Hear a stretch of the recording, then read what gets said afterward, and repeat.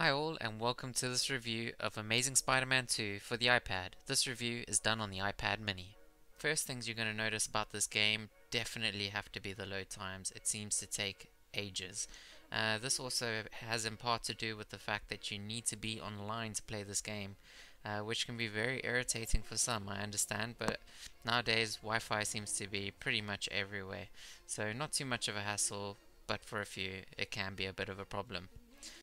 So 1 minute 30 and you're finally into the game. And one of the first things you're going to notice when you're into the game is that the game itself is massive. The area that you have to play around and swing around in seems to be endless. I don't know exactly what the web attaches to, but who cares when you're having this much fun. It reminds me of back when I used to have a PlayStation 2 and I used to play this game endlessly. The simple pleasures in life, eh?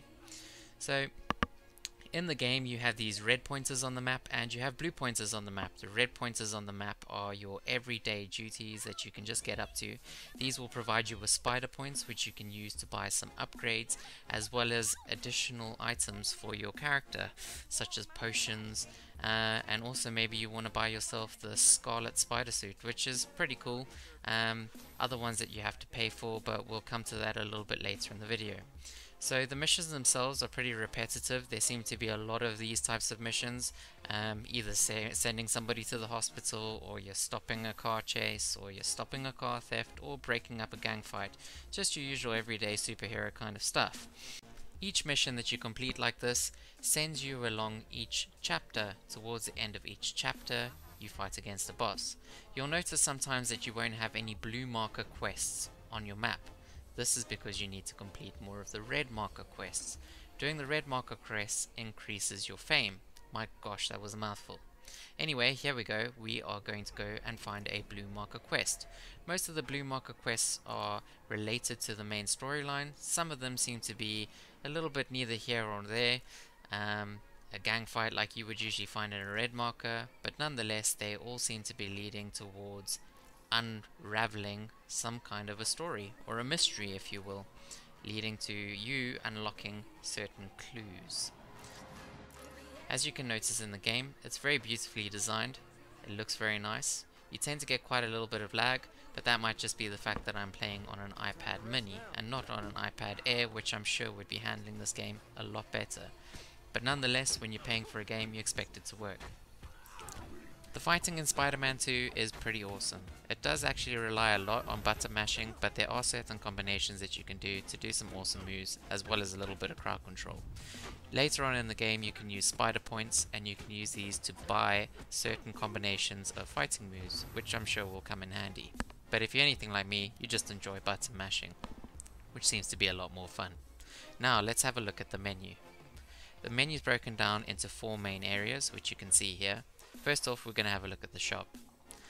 In the suit section of the store, you can see that each suit will provide your player with a basic stat increase, depending on which suit you want to buy. The only one you can buy using your spider points is a Scarlet Spider-Man suit, which doesn't provide too much of a boost, and the other suits you need to use real world money, and they are quite expensive. I think Gameloft need to look at the prices they're charging people, and maybe in an update in the future they can provide more suits you can get with spider points. In the item section, the same applies again. There are certain items you can use real world money for, but in general it's just lots of boosters and health increases that you can buy. These will make your Spider-Man superhero even more of a superhero, just depending on what you'll use. But have a look through, and that's entirely up to you. You can also buy spider points using real world money. Again, this isn't something that I agree with, especially when you've already paid for the game. But each to their own. Now let's have a look at the event section. The event section allows you to join, just like it says, events. You can join these by getting keys. You can purchase the keys in the shop using spider points. Alternatively, you can get them from quest rewards. Over to the most important part of the menu, the skills area. Over here, you're going to be using your spider points to purchase different upgrades for your character. Now these are all branched off into different sections, but I definitely say the most important one that you're going to want to purchase first is the spider point increase. This will increase the amount of spider points that you get by about 10%. Also in here, you can purchase different combinations, so you can have some pretty awesome attacks. Even though the fighting in this game is pretty cool anyway, buying these just makes it look and feel a lot more cooler. In the collectibles area of the game, you'll be able to record all of the things that you've unlocked. Now the collectibles are very difficult to actually come across, and this can be in part down to the fact that the controls can be quite difficult.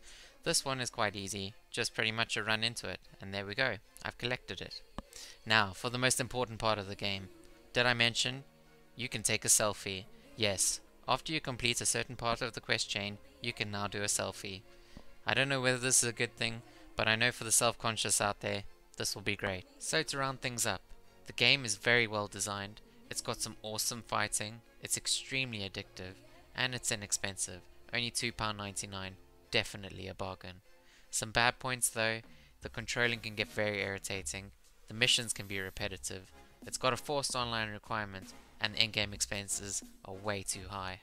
So overall, we give it 7 out of 10. It's totally worth $2.99. If I was you, I'd get out and buy it. Remember to like us on Facebook and follow us on Twitter.